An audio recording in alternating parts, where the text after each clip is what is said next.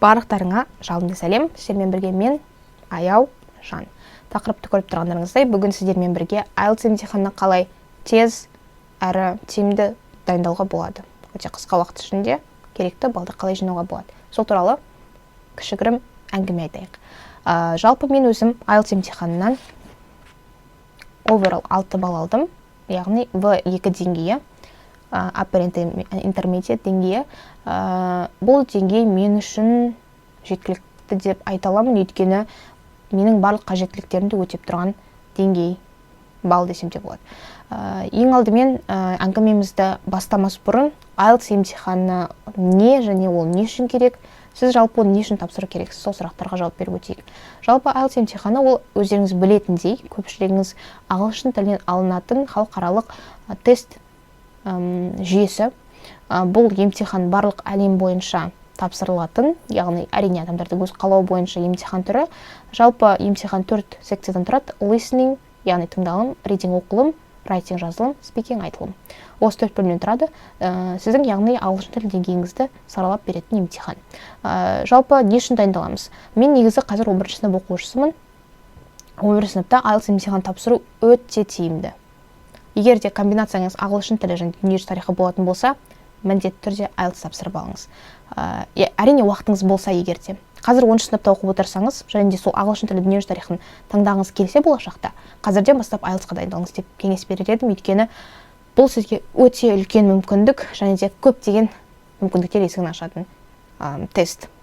Жалпы неге? Өйткені IELTS емтихан арқылы сіз бір оқпен екі қоянды аласыз. Біріншіден, ұбт-дан ағылшын тілінен автоматты түрде 50-ден 50 балл алатын болсаңыз, әрине егер де сіз проходной жинап тұрсаңыз, яғни 5-те 5, 6 немесе 6-та 5 жинасаңыз, әрине сізге береді. Ал екіншіден, жоғарғы оқу орындарына немесе университеттерге тапсырғанда IELTS емтиханы үлкен 7+ болады. Яғни сіз грантқа балыңыз жетіп тұрып, бірақ басқа болашақ студентпен бәсекелестікте тұрып қалсаңыз, IELTS емтиханы сізді алдыға шығарып жібереді, немесе басқа университеттер осы IELTS емтиханы талап етеді. Сол кезде бұл сізге өте үлкен мүмкіндік. Өзіміз білетіндей, IELTS емтиханы 2 жылға жарамды, сондықтан да бұл емтиханды тапсыруға мен толықтан кеңес беремін. Әрине менің мақсатым да осы болған, яғни біріншіден ұбт-да осылай өзім керекті балды алу, екіншіден жоғарғы оқу орнына тапсыру. Ол менде Назарбаев университеті болған болатын. Жалпы 10 сыныптың соңына таман мен осы IELTS емтиханын тапсыруды жоспарладым. Одан кейін мен өзімнің деңгейімді анықтадым біріншіден, және де деңгейім A2, яғни интермедиат деңгейі екенін түсіндім. Содан кейін әрине бірден курсқа жазыламын деп шештім. 3 ай бойы жазда мен деңгейімді көтеретін курсқа қатыстым. Миздана, яғни Бахытова, өзіміз білетіндей, курсына жазылдым. 3 айлық интенсивті курсқа. Жалпы курс өте пайдалы болды. Сөздік қорым барынша кеңейді. Керекті сөздерді, керекті материалдардың барлығын толықтай меңгере алдым деп айтсам болады. Содан кейін курстың соңында деңгейім upper intermediate, яғни V1, V2 деңгейіне дейін көтерілді. Осыдан кейін мен IELTS емтиханы дайындықты қыркүйек айынан бірден бастап кеттім, өйткені менде уақыт әрине өте аз, өйткені ұбт-ты 9 айдан кейін алмаған, ары қарай дүниежүзі тарихы, Қазақстан тарихы бәрін оқу керек. Немесе жаңағы жоғарғы оқу орнына дайындалу керек деген мақсат болды. Одан кейін әрине мен дайындықты бастап кеттім. Әрине бастапқыда мен self-study, айтпақшы мен self-study ретінде дайындаймын деп шештім. Өз бетімен, яғни ешқандай курссыз, өйткені мен үшін курстардың бағасы cost an arm and leg болды, яғни өте қымбат болды. Содан кейін әрине мен өз бетімен дайындалып шештім, бірақ та бастапқыда бұл әрине кішкене қате шешім сияқты болып көрінді. Себебі қыркүйек айының ортасына дейін мен ойым шашыранды болып, неден бастарымды білмей, қайда материал аларымды білмей, жалпы IELTS емтиханы қалай дайындалу керектігін білмей жүрдім. Осыдан кейін маған бағыт бағдар беретін бір өте керемет менің әпкемдей құрбымдай досымдай болып кеткен адам көмектесті. Өзі 7 балл алған болатын. Жалпы сіздер негізі IELTS-қа дайындықты осындай 7 балл алған, 8 балл алған өзіңіздің құрдастарыңыз немесе бір жас үлкен жаңағы өздеріңіздің таныстарыңыз болса, солармен дайындалғандарыңыз өте жақсы, тиімді. Әрине егер де басқа ұстаздарға жазыламыз десеңіздер де өте пайдалы, өйткені жалпы негізі IELTS емтиханына курспен дайындалған тиімді, бірақ та self-study-да кішкене қалай айтсам болады, өте пайдалы бола алады, егер де сіздің ниетіңіз нақты мақсатыңыз болса. Осылайша мен дайындықты бастап кеттім. Сентябрь, яғни қыркүйек айынан желтоқсан айына дейінгі уақыт аралығында 3,5 айдай 2,5 ай ма 3,5 ай ма солай дайындалдым. Жалпы дайындық өте жақсы болды десем болады. Интенсивті түрде оқыдым деп айта алмаймын, бірақ та барынша нақты керекті материалдарды оқыдым деп айта аламын. Осы тұста маған көмектескен, қазір мен сіздерге көмектескен каналдарды, көмектескен видеоларды барлығын толықтай айтып өтуге тырысатын боламын, өйткені бұл өте маңызды. Ендеше мен сіздерге өзімнің қалай дайындалғанымды бөлісейін, яғни менің не үшін оқып жатқанымның барлығын түсіндіре алдым деп ойлаймын. Қалай дайындалдым? Қыркүйек айының ортасынан немесе соңынан бастап мен IELTS емтиханын нақты дайындалып бастадым, яғни жаңағы 7,0 алған қызбен. Мен бастапқыда кішкене грамматикаға көңіл бөлдім, өйткені грамматика ол ең маңызды нәрсе. Сіздің барлық жаңағы 4 секцияңызда да бұл үлкен рөл атқарады. Сіз сөйлеп тұрғанда немесе жазып оқып тұрған кезде грамматикадан қателессеңіз, әрине ол өте сіздің өміріңізге, сіздің тестіңізге минус әкелетін зат. Сондықтан да грамматиканы кішкене түзеп алайын деп шешіп, біз грамматикаға дайындалдық. Содан кейін қазан айының ортасынан немесе қазан айының бастапқы кезінен бастап біз IELTS емтиханы толықтай, жоқ, ортасынан бастап, или соңынан ба, IELTS емтиханы толықтай бет бұрдық. Осы тұста мен дайындалған кітаптар атақты Кембридж кітаптары. Бұл кітаптарды менің ойымша барлығы кеңес береді, өйткені бұл кітаптардың ерекшелігі басқа кітаптардан қарағанда барлық материалдар, барлық тест жүйесі тура нағыз IELTS тест жүйесімен бірдей. Сондықтан да негізі, яғни listening-та, reading-та, writing-та, speaking-та барлығы ұқсас. Әрине 100% деп айта алмаймын, сонда да ұқсастығы өте көп, сондықтан да осы кітаптармен дайындалғандарыңыз жөн. Әсіресе соңғы шығарылымдармен, өйткені соңғы шығарылымдағы шыққан материалдар сіздерге барынша көмектеседі. Бірақ та әрине бастапқы шығарылымдарында дайындалыңыздар, өйткені олар сіздерге практика жасауда өте үлкен рөл атқарады. Содан кейін осы кітаптардың мен 13-тен бастап 19-ға дейін әр тестін күн сайын бір тесттен жасап отырдым. Бастапқыда мен толықтай бір тесттен жасамадым, мен 3 күнде 4 күнде бір жасап отырдым да, бірақ соңғы 1 ай қалған кезде интенсивті түрде барлық күніне бір тесттен шешіп отырдым. Бұл өте жаңағы ойға салатын өте маңызды ақпарат. Осылайша мен дайындалып отырдым, және де қосымша мен райтингтің структураларын үйрендім, листенингті көп, подкасттар көруге, видеолар көруге, барынша телефонымды, барлық құрал-жабдықтарымды, техникалық құралдарымның барлығын ағылшын тіліне аудара бастадым, маған тиімді болу үшін. Және де ридингта мен кішігірім болсын ағылшын тіліне кітаптар оқиын деп шештім. Осылайша мен барынша өмірімді толықтай ағылшын тіліне өзгертуге тырыстым. Әрине сізде егер де қоршаған ортаңызда ағылшын тілінде сөйлейтін адамдар аз болса, сізге кішкене қиынырақ соғады, өйткені күнделікті өмірде ана тіліңіз қазақ тілінде немесе басқа тілде сөйлеп жүргендіктен ағылшын тілін көп қолданыста болмаса, әрине сізге оны ұмытып қалу өте оңай болады. Осылайша мен дайындығымды жалғастырдым. Жалпы бұл жерде менде кішігірім ғана мен дайындық дәптерлерімнің бір 10-нан 3 бөлігін ғана көрсетіп тұрмын десем болады. Осындай бір блокноттарға өзім жинап алып келген жаңағы университеттерге барған экскурсиялардағы ақпараттарды, жаңағы керекті материалдардың барлығын осылай жазып отырдым. Жалпы бұл өте тиімді болды. Осындай блокноттарға жазып отырғандарыңыз өте дұрыс. Өйткені бұл жерге жазылған ақпарат біріншіден қайталауға өте оңай, әрі қалай айтсам болады, үйренгіңіз келген ақпарат жазып отырған сіздің есте сақтауыңызға өте үлкен көмегі бар. Сонымен енді қалай дайындалу керек соған тоқталайық. Listening-тан жаңа айтып өткендей Кембриджбен дайындалдым, және де сіздер күнделікті өмірде барынша тез сөйлейтін блогерлердің видеоларын көруге тырысыңыздар. Мысалға, бірінші орында мен осы адамды айтар едім. Өте тез сөйлейді. Бастапқыда әрине түсініксіз, өйткені ол native speaker болғандықтан сіздерге оны тыңдаған кезде көп сөздерді жаңағы айтпай кетуі мүмкін, немесе мүлдем жаргон емес, диалект сөздерін қосып деген секілді. Бірақ та үйреніп кетесіздер, егер де 1-2 видеосын қарағаннан кейін екінші осы ағайды кеңес бередім. Жалпы осы 2 ағайды мен соңғы бір апта қалған кезде прям интенсивті түрде көріп бастадым. Өте көп көмек тигізді. 6-5 алдым listening-тан, жоғары нәтиже, бірақ мен 7 күткен болатын, даже 7-5. Бірақ әрине бұйырғаны осы болды. Екінші reading-тан кеңес бередім, барынша журнал кітаптарды көбірек оқуға, журнал газеттерді. Өйткені өзіңіз білетіндей reading-та көбінесе сондай проблемалар туралы мақалалар, немесе тағы да басқандай әртүрлі тақырыптағы мақалалар келеді. Олардың ішінде академик вордстар көбірек болады. Өйткені бұл сіздерде академик тест болғандықтан, сондықтан да барынша журнал журналдарды оқуға кеңес беретін, бірақ мен нақты қандай журнал екенін айта алмаймын, бірақ сіздерге осы телеграм-каналды айтамын. Негізі бұл рекламаға толы видео болып кетті, сонда да мен сіздерге барынша көмектесуге тырысып отырғандықтан, бұл 2024 жылғы ақпарат. Бұл келесі жылдар бола ма болмай ма білмеймін. Осы телеграм-канал Study with me деген маған бұл да өте үлкен көмегін тигізді, өйткені ол жақта барлық ақпарат қамтылған. Бір ұл жүргізеді, менің құрдасым, қатарласым барлық ақпараттарды бөліседі, сол жаққа тіркеліп алсаңыздар да болады. Жалпы осыдан кейін мен райтингта кішкене дайындығым өте нашарлау болып қалды, өйткені мен негізі эссе жаза алмайтын адаммын. Қазақ тілінің өзінде эссені білмеймін. Жазып отырған кезде миым шатасып, тақырыптан ауытқып, құрылымынан мүлдем жыраққа кетіп, эссенің быт-шытын шығаратын адаммын. Сол секілді енді ағылшын тілінде маған өте қиынға соқты, бірақ та әрине структурасын үйреніп алатын болсаңыздар өте оңай болады. Яғни тақырыпты аша алуларыңыз керек, грамматикаңыз дұрыс болу керек, сөздік қорыңыз кең болу керек деген секілді. Өздеріңіз білетін эссенің маңызы IELTS-та өте жоғары. Яғни егер де сіздің эсседегі балыңыз жоғары болса, ол басқаларға да әсер етіп, оверall балды жақсылап кетуіңіз мүмкін.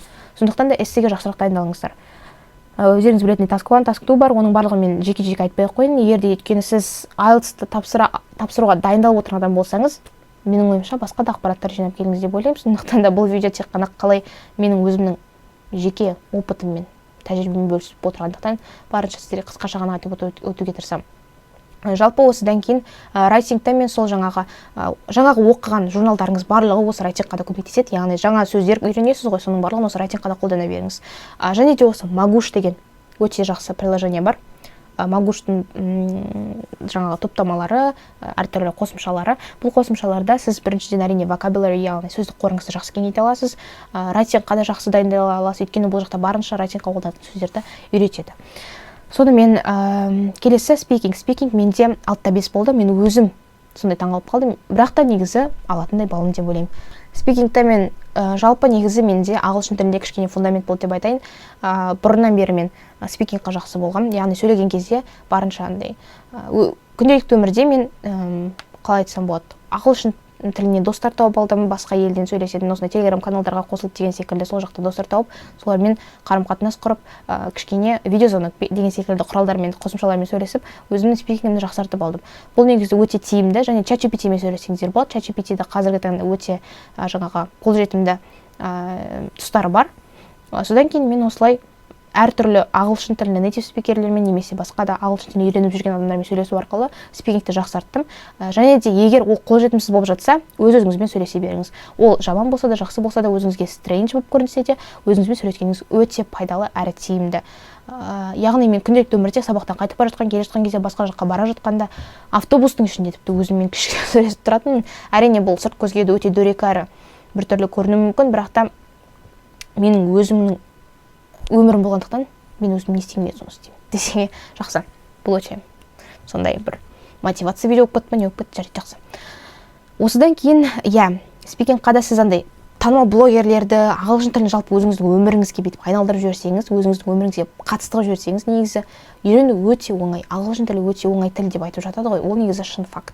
Просто жаңа адамдар оны өздері қиындатып алады. IELTS емтиханы өздерін қиын күрделі емтихан ретінде көріп деген секілді. Оны мүлдем қиын көрмеңіз. Ол негізі өте оңай емтихан. Структурасын үйреніп алсаңыз, ағылшын тілінде белгілі бір деңгейде болсаңыз, сіз міндетті түрде өзіңіздің қалаған балыңызды ала аласыз. Мен оған 100% гарантия бере аламын.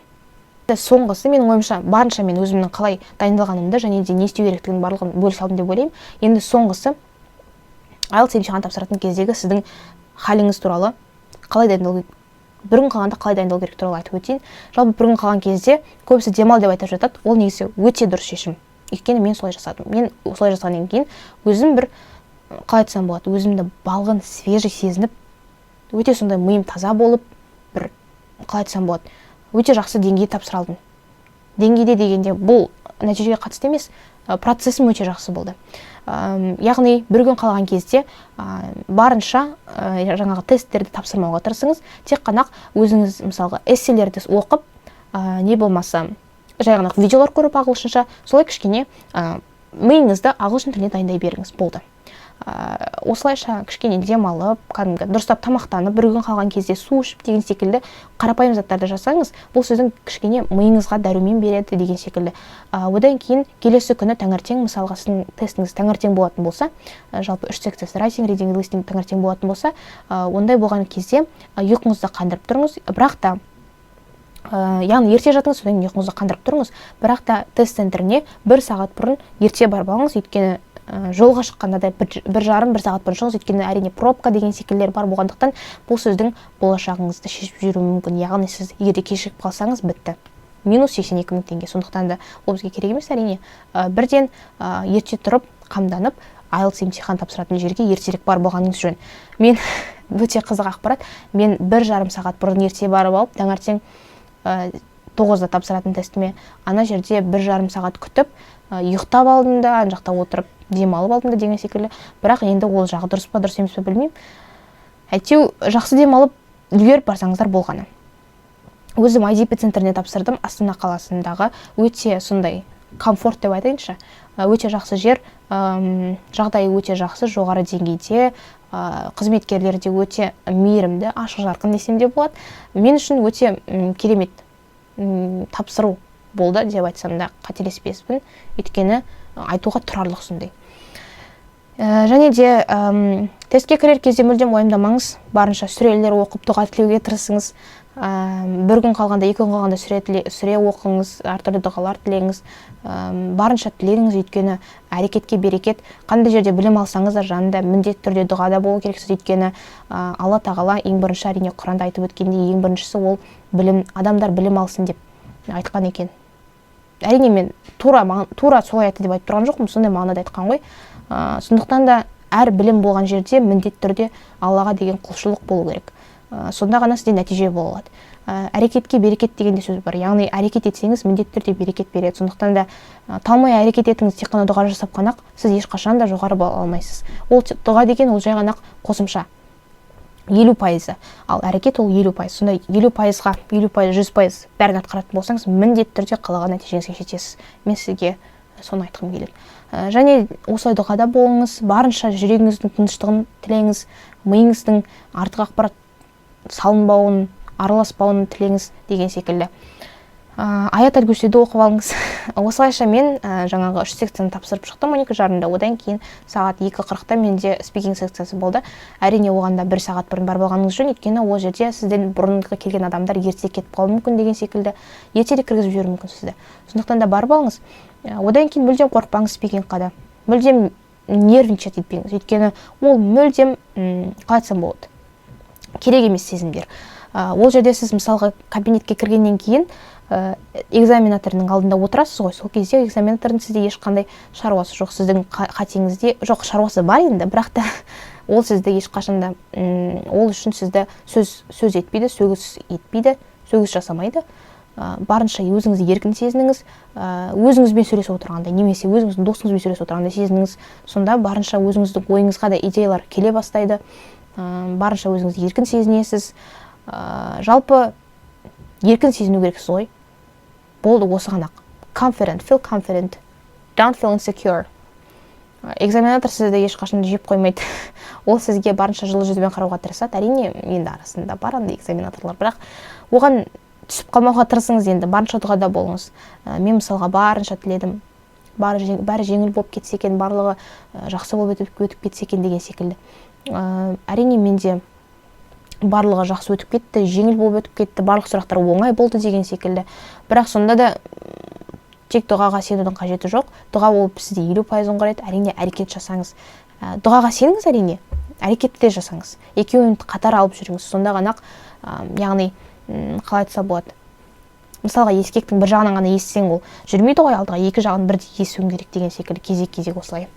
Сол секілді екі нәрсені де бірдей қатар алып жүру керек, сол міндетті түрде. Осылайша нәтижеге қол жеткізуге болады. Мен негізі барынша тақырыпты аша алдым деп ойлаймын. Өзімнің айтқым келген нәрселерді бөлісе алдым деп ойлаймын. Тағы да сұрақтарыңыз болса, міндетті түрде комментарий қалдырып кетіңіздер, барынша жауап беруге тырысамын. Егер де сұрақтардың мөлшері өте көп болатын болса, тағы да екінші бөлімде шығаратын боламын.